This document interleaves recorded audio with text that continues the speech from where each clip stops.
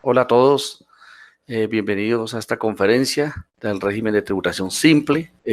Agradezco al Club Sigo que me haya invitado. Mi nombre es Luis Fernando Borilla Sánchez, soy gerente consultor de la compañía de soluciones empresariales SIF. Soy abogado, contador también, tributarista de la Universidad de los Andes y también un programa en comercial. Tengo una MGO en gestión organizacional.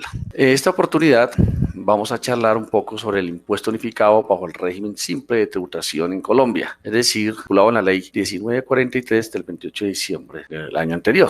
Vamos a hacer este análisis bajo la luz constitucional del artículo 338. Como ustedes lo saben, lo que quiere esta ley, o lo que se pretende, es formalizar el empleo, formalizar las empresas que aún en Colombia permanecen en la informalidad. De acuerdo a las estadísticas, más del 66% de las empresas, de acuerdo a un estudio hecho en Bogotá por la Secretaría de Hacienda en los últimos días, en conferencia o por la secretaria, anunció que el 66% de las empresas están en la informalidad. Entonces se han tratado a través de todas estas normas, a través del monotributo del año 2016 y ahora el régimen simple, formalizar el empleo y minimizar los trámites para que estas empresas puedan acceder al beneficio empresarial y tener un régimen tributario simple que no les complique, que puedan acceder a la empresa formal. ¿Cuáles son las generalidades de la ley? Esto lo trajo en su artículo 66. ¿Qué llama la atención el artículo 66? Que modifica los artículos 903 al 906 del Estatuto Tributario, es decir, todo lo anterior del monotributo. Entre sus apartes, sustituye el libro octavo del Estatuto Tributario, consagraba el monotributo, como lo estaba diciendo anteriormente. Se crea,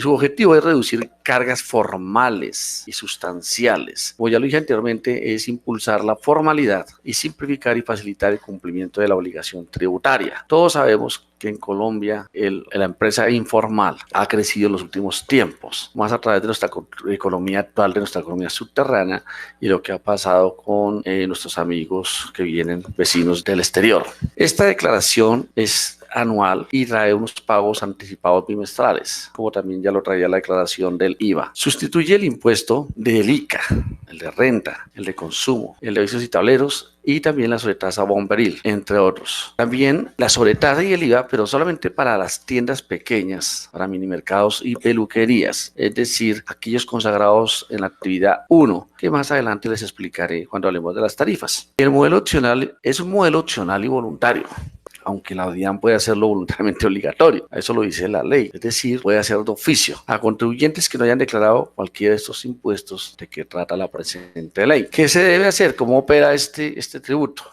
Es muy sencillo. Hay que hacer una inscripción. Como todos saben, la inscripción oficial ante la DIAN es el RUT. ¿Y esto cuándo se debe hacer? El 31 de enero del año grabable en que se ejerza la opción. Si se inician actividades en el año grabable, se puede escribir en el simple registro inicial del RUT en cualquier momento. Para el año 2019, la inscripción en este régimen puede hacerse hasta el 31 de julio del 2019. Es decir, estamos a puertas de que se venza la inscripción. Estamos a un mes y medio más o menos, un mes y unos días, para que podamos hacer uso de esta opción para las personas que consideren que así lo necesitan. Y para los próximos periodos grabables, entonces tendríamos plazo hasta el 31 del mes del año grabable que se va a hacer uso del régimen tributario simple. ¿Qué pasa con los aportes al sistema de seguridad social y para fiscales en este régimen? ¿Qué dice la ley? ¿Qué dice el artículo 66? Dice lo siguiente: los contribuyentes del régimen simple deben realizar aportes al sistema general de pensiones, es decir, que es un requisito sine qua non que se hagan los aportes al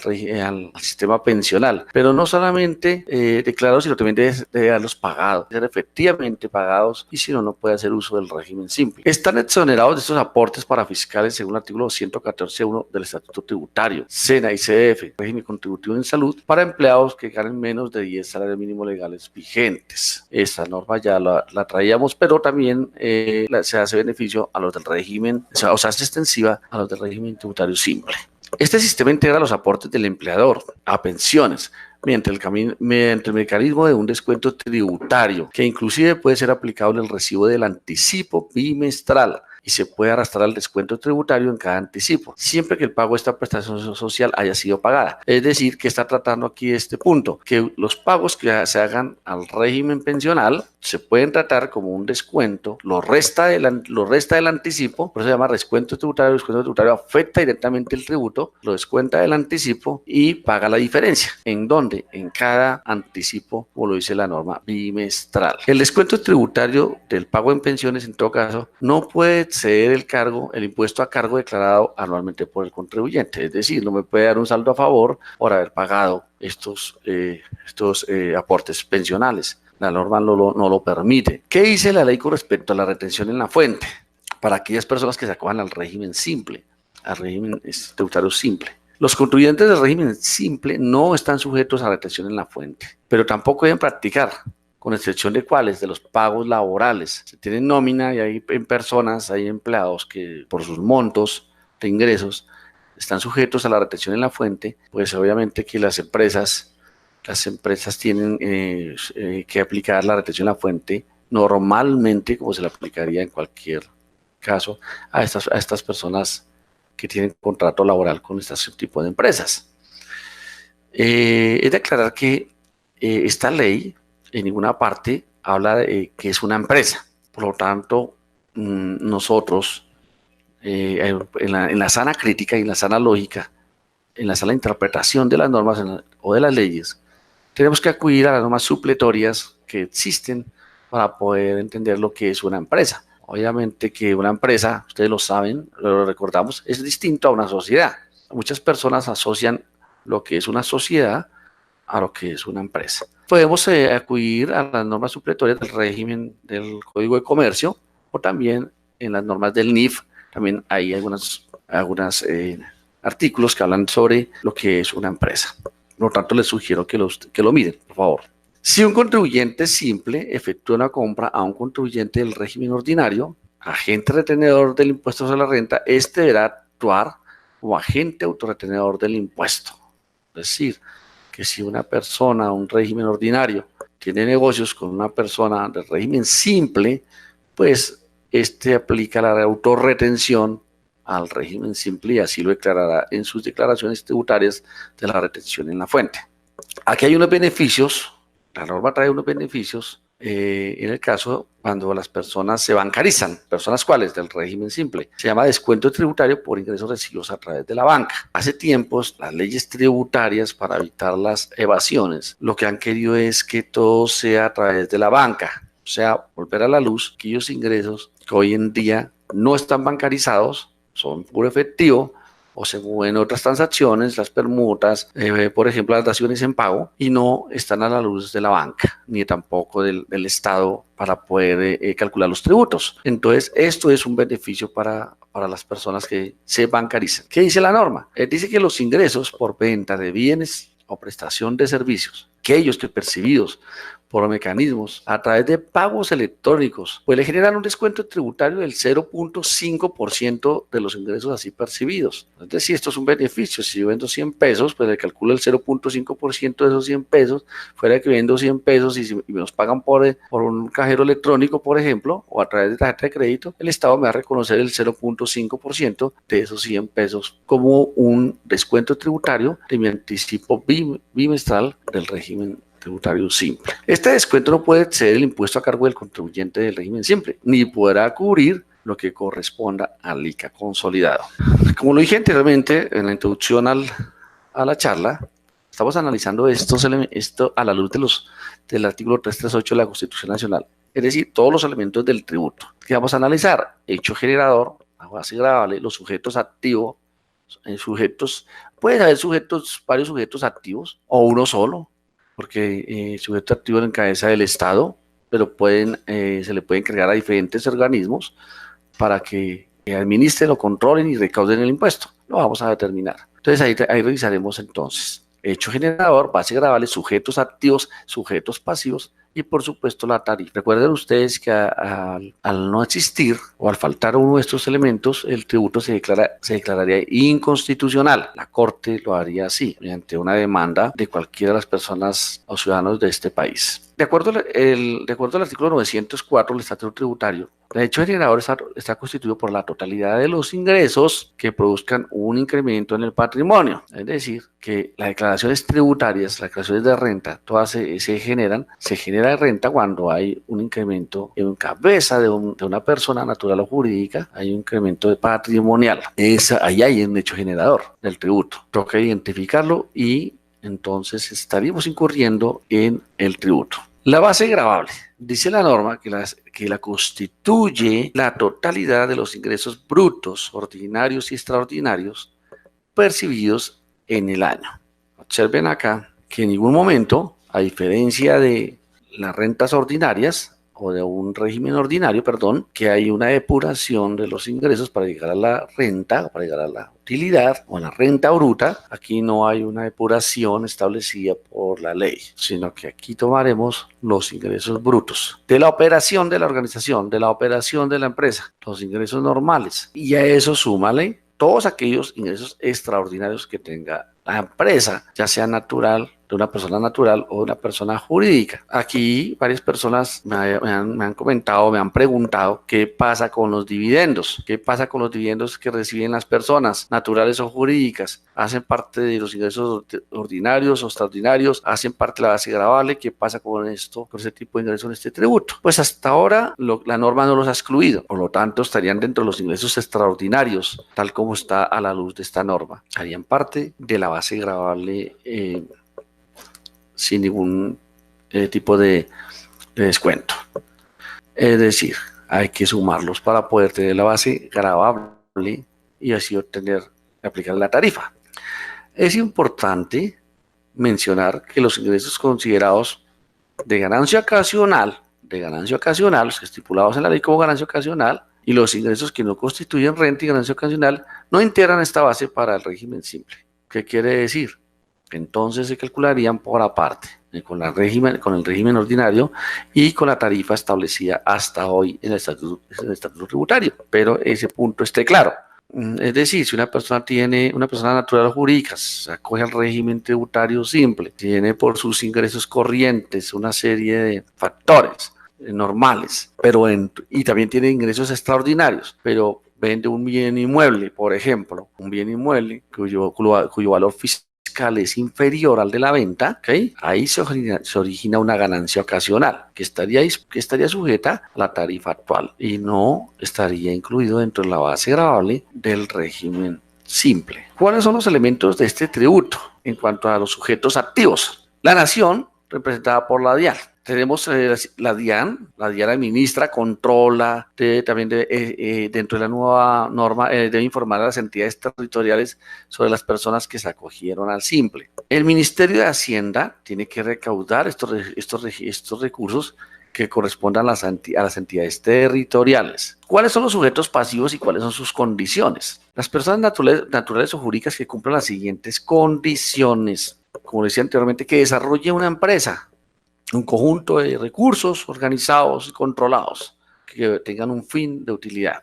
Si es persona natural y si es persona jurídica, que sus socios o accionistas sean personas naturales que residan en Colombia. No pueden ser personas que no residan en Colombia, no residentes en Colombia. La segunda condición es que en el año gravable anterior a sus ingresos no superen las 80.000 VTs. Debo aclarar que estas 80.000 VTs es la limitante que trae este régimen y lo vamos a tener en cuenta para todos los cálculos y las limitantes que nos trae esta ley para establecer si podemos utilizar o pertenecer al régimen simple o no. Para el año 2019 serían 2.741.600.000 y para el año 2018 serían 2.644.480.000. Esta sería la base para establecer si puedo pertenecer al régimen simple, teniendo en cuenta siempre los ingresos del año inmediatamente anterior. El impuesto quiere que la simplificación no sea multiplicada en varias sociedades. Es decir, este régimen lo que está buscando es que no se evadan o las personas no busquen de una forma o evadir o eludir el tributo a través de escindir sus ingresos a través de diferentes sociedades o a través de diferentes empresas. Razón por la cual establece que una persona natural participa en distintas personas jurídicas inscritas en este régimen. Los límites máximos de ingresos fiscales se miran sobre todas las compañías y en proporción a su participación. La misma regla establece para el accionista que tenga más del 10% en la sociedad que no esté inscrita en el simple. Estas son las limitantes que trae el régimen tributario simple. Vamos a mirar aquí mediante un ejercicio muy sencillo que yo he realizado de cómo se estaría, permítame aquí, ya lo vamos a mirar, cómo se explicaría esta situación. Las empresas deben estar al día, también las empresas deben estar al día con impuestos en todos los órdenes, tanto municipales como departamentales. También debe estar al día en su sistema contributivo de la seguridad social y debe facturar electrónicamente. Estos son requisitos sine qua non. Si un accionista es persona natural y gerente a su vez, soy accionista y soy gerente o administrador de otras empresas, los límites de ingresos se revisan de forma consolidada con las que está administrando. Es decir, se miran los ingresos fiscales y no los contables. Lo vamos a explicar en la diapositiva siguiente. Si la sociedad es fruto de una segregación, división o escisión que ocurrió en los últimos 5 años antes de la solicitud de inscripción, también estaría limitada. Es decir, si uno hiciera una planificación tributaria y no existiera esta limitante, uno pudiera asesorar a su cliente informándole que por qué no escinde los ingresos, por qué no escinde su empresa. ¿Sí? Si la limitante son 80.000 VTs, pues escíndala y ha tenido y es gerente o administrador o socio y le interesa pertenecer al régimen simple, pues siempre la limitante, lo que yo tengo que mirar son que no sobrepase los 80.000 VTs. Entonces, un comercialista, un abogado comercialista, ¿qué estaría proponiendo? Hombre, hagamos una decisión. ¿Qué es una decisión? Atomizar el patrimonio. Pues tengo una empresa cuyos ingresos son 150 millones o 150.000 euros, VTs. Lo que yo pudiera hacer es escindirla bajo el derecho comercial, bajo la luz del derecho comercial, me conformen 2 o 3 compañías y, por lo tanto, esos 150.000 los dividiría en cifras que no superaran los 80.000. Pero la ley prevé eso. La ley prevé eso y limita que podamos hacer esa situación. Por lo tanto, no es posible. Como se dice en francés, no c'est posible pas. Aquí tenemos algunos ejemplos a la luz del artículo 905 del Estatuto Tributario, numeral tercero. Esta persona natural, por ejemplo, en este cálculo, es socia en una persona jurídica de régimen simplificado A, una sociedad A, otra persona jurídica en régimen simplificado B, otra persona jurídica en régimen simplificado C. Es decir, que esta persona natural es socia en 3 tipos de compañías o en 3 tipos de empresas. Su participación en la compañía A es del 30%, en la compañía B el 40% y de la compañía C es el 10%. Todas las 3 compañías pertenecen al régimen tributario simple. Estamos haciendo este ejemplo. Por lo tanto, el 30% de 120.000 VTs son 36.000 VTs de participación de esta persona natural en la sociedad o en la persona jurídica A. Decimos que el 30% y los ingresos brutos de esa compañía, de esa empresa, fueron 20.000 VTs. Entonces, 30% por los 20.000 da 6.000 VTs de participación de esta persona natural. El 40% de 45.000, 18.000 VTs de participación de la empresa o la compañía P. Y tiene una participación del 10% y esta empresa tuvo 75.000 VTs. Su participación sería 7.500 VTs. Cuando hago la sumatoria de las 3 compañías, en las 3 compañías, sus ingresos fueron 140.000 VTs. Pero la participación de esta persona natural son 31.500 VTs. Es decir, hay que sumarlas y consolidarlas. Al sumarlas y consolidarlas, esos 31.500 está por debajo de los 80.000 VTs. Por lo tanto, esta persona natural sí podría estar en el régimen simple. Esto a la luz del artículo 905 del Estatuto Tributario numeral 3. Ok, miraremos qué pasa bajo la luz del artículo 905 en su numeral tercero. ¿Qué pasa con esta persona natural? Miramos a ver. Es socia de las mismas 3 compañías. En la compañía A, en la compañía B y en la compañía C. Es socia. ¿Qué cambia aquí? Vamos a suponer que en lugar de este 10%, todo se conforma igual, es decir, tiene en la compañía A el 30%, en la compañía B el 40% y en la compañía C el 100%. Aquí disculpe por favor, que es 100%. Entonces, por el 30 por el 20, 6.000 VTs. Aquí no pasa nada. Miremos la siguiente compañía, el 40% por los 45.000 siguen sus 18.000 VTs. En la compañía C tiene el 100% de participación, por lo tanto, el 100% de 75.000 VTs son las mismas 75.000 VTs. Yo sumo, se suman las tres, se consolidan las participaciones y me da 99.000 VTs. ¿Qué pasa aquí estas 99.000 VTs? Estas 99.000 VTs quiere decir de que esta persona natural, por ser socia de la compañía C, que en el 100% y al sumarla con las A, B y con las compañías A y B, le da una sumatoria de 99.000 VTs. Es decir, que aquí estas 99.000 VTs está superando los 80.000 VTs que dice la norma y por lo tanto no podría pertenecer al régimen simple. Bajo la luz del artículo 905, numeral cuarto, vamos a revisar cuando la persona natural es socia en tres compañías con las siguientes características. La compañía A no pertenece al régimen simple, no pertenece al régimen simple y es 30% su participación. La persona en la compañía B tiene el 5%, tampoco pertenece al simple, y en la compañía C sí pertenece al régimen simple y tiene una participación del 40%. La sumatoria de todas las VTs de estas compañías son 240.000 VTs. Pero como esta persona no supera acá el 10% de la no simple, de la empresa que no está en el régimen simple, pues entonces no habría problema, porque la norma dice que esté por encima del 10%. Por lo tanto, a la sumatoria estas VTs dan 66.000 y no hay problema que pertenezca al régimen simple. La sociedad C puede pertenecer al régimen simple sin ningún problema.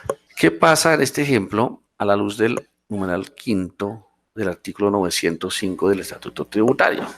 Cuando la persona natural es socia, además es gerente o administrador de alguna de las compañías, vamos a revisarlo a la luz de la norma. Si es gerente de la compañía A, no está en régimen simple, tiene unos ingresos de 120.000 VTs.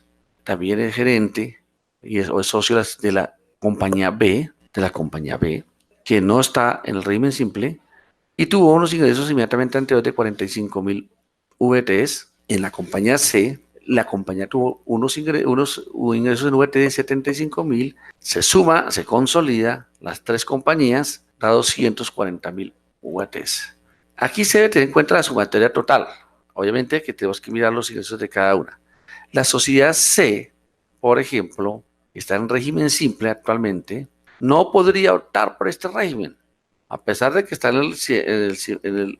el simple, no podría optar porque la sumatoria da 240.000 VTs, dado la condición de que esa persona natural es accionista y es gerente o administrador. Los VTs de este consolidado suman 240.000 VTs, superan los 80.000 VTs.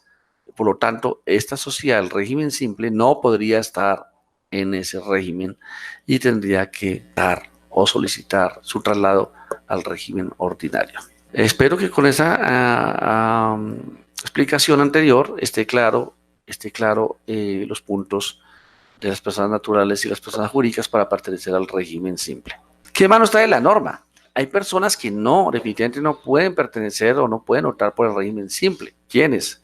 Personas jurídicas o extranjeras o establecimientos permanentes, es decir, sucursales de sociedades extranjeras. Tampoco pueden pertenecer personas naturales que no sean residentes. También pueden pertenecer las personas naturales residentes con contrato de realidad, es decir, contrato laboral. En resumen, nada que tenga relación con personas jurídicas o naturales no residentes. Sociedades que sean entidades financieras tampoco pueden pertenecer al régimen simple. Las sociedades cuyos socios o administradores tengan relación laboral con el contratante no pueden pertenecer al régimen simple. Las sociedades accionistas, partícipes, fideicomitentes o beneficiarios de otras sociedades, a su vez, no pueden pertenecer al régimen simple por mandato expreso de la ley. ¿Qué nos dice también la norma? ¿Qué nos dice la ley?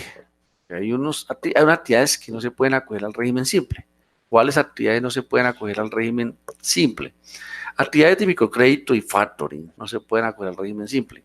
Actividades de gestión de activos, intermediación en la venta de activos, arrendamiento de activos y o las actividades que generen ingresos pasivos que representen un 20% o más de los ingresos brutos totales. Los servicios de asesoría financiera y o estructuración de créditos. Esos tampoco pueden pertenecer al régimen simple. La generación, transmisión, distribución o comercialización de energía eléctrica, la actividad, fabricación, importación o comercialización de automóviles, actividad de importación de combustibles y la comercialización de armas de fuego, municiones y pólvoras explosivos y detonantes. Esto es actividades del Estado. ¿Cuáles son las actividades a que está dirigido este tributo? Básicamente tenemos 4 actividades. ¿Cuáles son las actividades que dice la norma? Son aquellas tiendas pequeñas. Hablamos de la actividad 1, tiendas pequeñas, mini mercados y peluquerías, para el cual a cada una de esas 4 actividades se le asignará su tarifa. En segundo punto tenemos las actividades comerciales al por mayor y al detal, incluyendo tiendas o mercados de escala menor, servicios técnicos y mecánicos, que incluye peluquerías, electricistas, albañiles, servicios de construcción, mecánicos de vehículos y electrodomésticos, agroindustria y las telecomunicaciones. Este está en el segundo grupo. En el tercer grupo tenemos los servicios de consultoría y científicos donde prevalezca el capital intelectual, incluyendo las profesiones liberales. Aquí hay una limitante para nosotros. Y en el cuarto grupo, el expendio de comidas y bebidas y actividades de transporte. Es decir, que a estos 4 grupos de actividades es lo que va dirigido el régimen simple. Recuerden ustedes, siempre va dirigido a la formalización de la empresa y el empleo. ¿Cuáles son las tarifas? Depende del nivel de ingresos. Tiendas pequeñas, minimercados, micromercados y peluquerías, hay un rango del 2% al 11.6%. Depende del nivel de ingresos. Las actividades comerciales, al por mayor y al detal, y servicios y materiales, actividades industriales, actividades de telecomunicaciones, todas las que no se incluyan las demás numerales. Y el rango se establece, o lo establece la norma, del 1.8% al 5.4%. En comparación con la actividad número 1, hay diferencias. Observemos que en la actividad 1 va del 2 al 11.6, en la actividad número 2 va del 1.8 al 5.4%.